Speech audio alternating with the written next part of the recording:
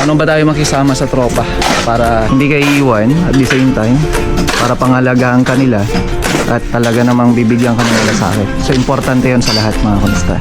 So sa mga bagay na yan mga kamusta, may share ko talaga yung isang sabihin na natin maraming bagay na pwede nating maging tip din. Kasi kung hindi ka marunong mag-handle naman ng tao, ganun na rin yung pamamalakad ng forma natin. Ayun. Kasi paano mo uutusan ng isang tao o kaya yung isang worker kung hindi ka marunong makisama. So nababanggit ko ang lahat ng ito hindi po dahil sa ipupush din natin yung mga ibang contractor na gano'n ang gagawin nila. Kundi ang tanong kasi dito paano ka makikisama sa tropa.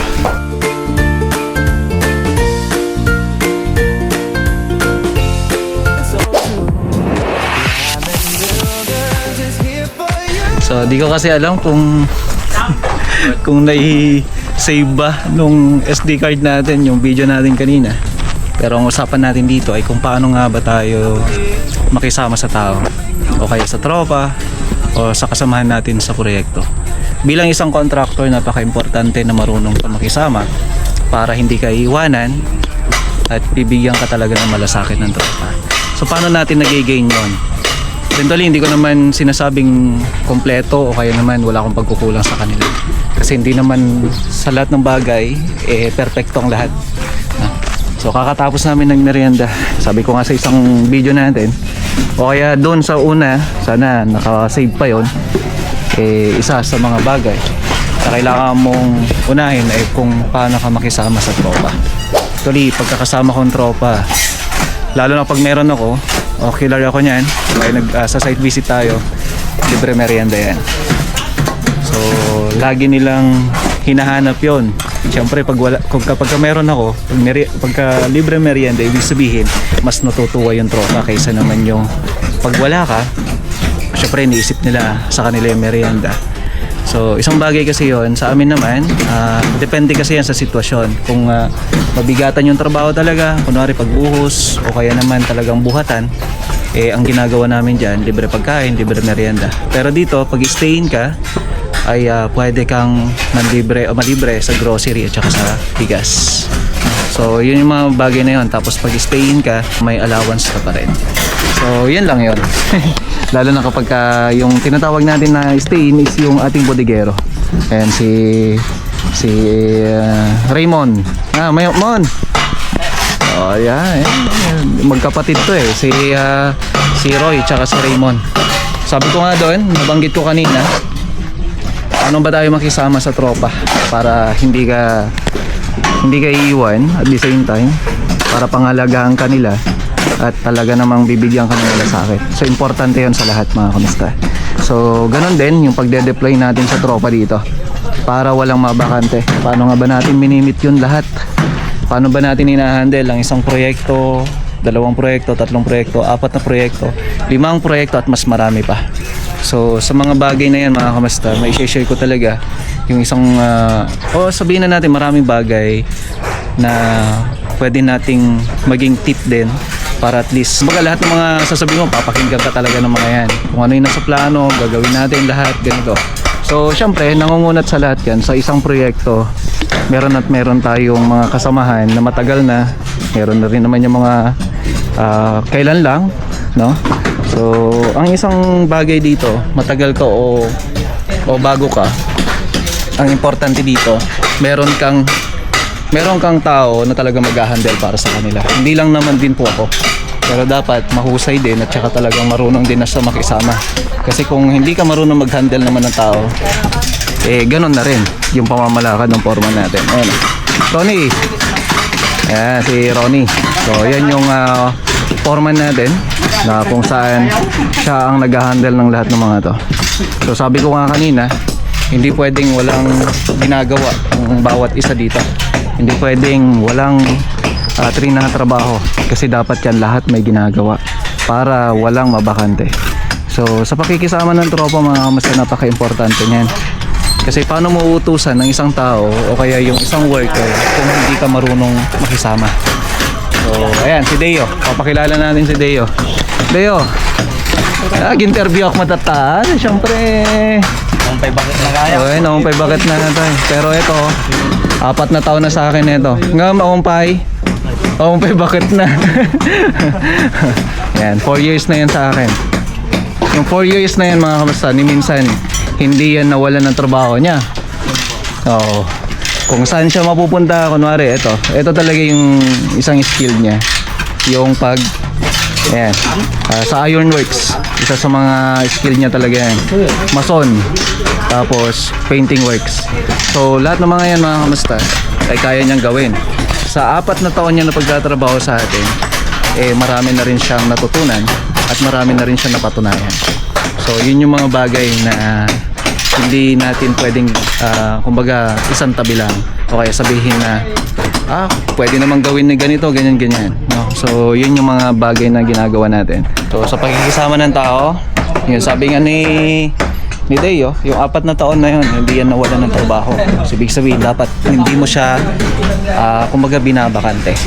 Kasi oras na hindi mo siya binabakante, sabihin na natin, meron kasing sitwasyon na meron yung tinatawag natin na mura ang sahod pero pang matagalan. Meron din naman yung talagang sakto yung sahod pero pang matagalan, at meron din naman yung talagang maganda na yung sahod pang matagalan. So yung mga bagay na yun mga kamasta, nag-start kami sa mababa hanggang sa maging sakto, hanggang sa mas maganda na.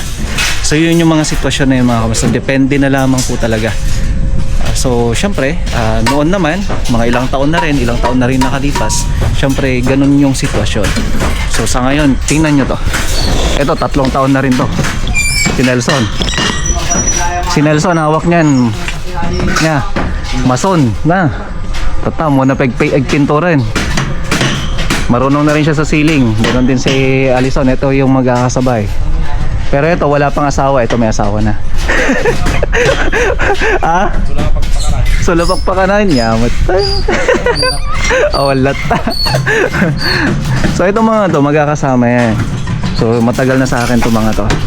So lahat sila may mga kanya-kanya nang natutunan o kaya naman na practice dito sa may ganitong uri ng trabaho. Kasi nung nag-apply sila, ganito lang yung idea na marunong ako o kaya kayang gawin. So ganon din yung mga tropa dito. Yan, so napakarami nila dito mga kamasta, no? So yung isang tip pa dito, sabi ko nga, dapat wag mong babakantehin yung tao. So ito naman, manutawin mo kanya kon bro. 2 years na sir. Oo, magto 2 years na. Nung unang pasok nila sa akin, malapit-lapit ang birthday ko, no? Yan. So, malapit-lapit ang birthday ko. Every birthday ko yan, o birthday ni Mrs., meron kaming outing na ginagawa. Isang bagay na pwede mong ibigay sa tropa. Oo, alam natin, gagasto ka ng malaki pagdating sa mga ganyang bagay. Pero yung team building namin na yon, isang treasure yun para hindi nila makalimutan na si The Alan Builders ay may ginagawang mga ganito. 100% lahat kami pumupunta, no? So ibig sabihin lahat kami mag-e-enjoy. Bawal man ang asawa, pero at least sa kanila mapupunta yung katuwaan, kasiyahan, kasi nga deserve naman nila yun. Sa isang taon ginagawa namin yan at meron pang mga kasunod niyan. Ngayong December, ang ginagawa namin dyan, meron tayong year-end party, exchange gift, mga katuwaan, salo-salo, mag-election tayo o kung ano man. So yung mga ganun mga kamusta, syempre may bibigay din tayo para sa kanila. Okay? So yun yung mga bagay na yan. Ito si Anderson, sa tagal niya na rin sa atin, ngayon malapit-lapit na mag-asawa na. Ayan, si Anderson naman. So ito, pareha sila ni Nelson. Ang in-applyan sa atin ay mason. Ngayon marunong na siya sa ceiling works, at saka marami pa, no? Sa painting works. Ayan, kasi hindi po pwede kasi na ang isang worker sa amin ay hanggat doon na lang yun na lalaman niya. Ganun na rin yun yung si Pogi. Ayun. Ayan. Oh, di ba? Ito may asawa yan dati kaso hindi ko alam nangyari. So bakit nga ba binabanggit ko na may asawa at wala? Kasi nga yung mga tagal na rin nila sa atin ay nagiging kantsawan na lang ho sa amin yan. Lalo na kapag ka matagal ka na talaga sa trabaho. So isang bagay kasi bakit nga ba nagsisipag yung mga tropa, Kung mapapansin nyo, wala kaming gaanong may edad dito na nagtatrabaho. So hindi lang naman din yung sinasabi natin na bawal pumasok ang may edad sa amin, kundi depende yan sa kakayahan ng tropa. So ito, bagong panganak lang yung asawa na ito, kaya kahit puyat na puyat yan, trabaho niya. Sabing, tuloy pa rin. Yung kumbaga natulog siya ng alas 4 ng madaling araw pero pumasok siya alas 7 ng umaga. So, yan kasi yung isang bagay na sabi ko naman, although kahit malate siya, kailangan din natin i-consider yung mga bagay na meron sa kanilang kumbaga sa pamilya nila. Kung may problema o wala, kailangan isipin mo rin na naging parte ka rin ng isang pamilya na minsan nagkakaroon ng problema, conflict, at saka kailangan maintindihan mo rin. Sa financial sa amin mga kamusta, no? Ngayon araw ng Miyerkules, kino-consider din po namin yung mga bali. Hindi lamang po sa araw ng Miyerkules. Monday, Tuesday, kahit araw-araw po yan, basta pasok po sa araw po niya, okay po yan sa amin. Huwag lang siyang mag-overbali. Pero pag may nag-overbali naman sa amin, meron kaming tinatawag na waiver. Para at least kung sakali, ayun po yung panghahawakan namin. Kapag pa-overbali siya, ang ginagawa namin dyan, kailangan niyang hulugan ng every week po yun. So yun yung mga kailangan natin i-consider. So nababanggit ko ang lahat ng ito hindi po dahil sa ipupush din natin yung mga ibang contractor na gano'n ang gagawin nila, kundi ang tanong kasi dito, paano ka makikisama sa tropa, paano mo sila aalagaan, paano mo sila bibigyan ng trabaho, paano mo sila bubuhayin. Kasi sa akin yung mga tropa, hindi po dahil worker mo siya o kaya worker mo lang siya, sa akin tinuturing ko silang pamilya. Tingnan natin si Tangkad 2.0. Katamagan yung face mask mo Ayan. So eventually si Tangkad, taon mo kanya on Tangkad? Bayagan na. On and off lang kasi siya. Kasi nga ang nangyayari po dyan, isa po siyang estudyante, kaya po siya on and off. Hindi po dahil sa magtatrabaho siya sa iba o kung ano man. Sa akin naman hindi po yun yung sukatan Kung magtatrabaho ka man sa iba, okay lang po, basta magpaalam ka. Pwede kang bumalik niyan pag nagpaalam ka, basta syempre hindi ka sisiraan. Yun naman po yung sitwasyon. So si Christian, ito matagal na rin ho sa akin ito. So hindi ko maalala, parang talaga kasi matagal na. Hindi ko lang maalala. Ganon din siya, hindi niya rin maalala. Kasi nga on and off siya, kasi nga nag-aaral siya. So sa akin, may mga tinatanggap din po ako mga estudyante. Hindi po dahil sa kumbaga pipilitin mo sila magtrabaho, kundi sila nagtatrabaho sila para may allowance sila. So meron kaming pinapapasok dito every Saturday, o kaya pag wala silang pasok sa trabaho, sa eskwela, pumapasok sila sa atin.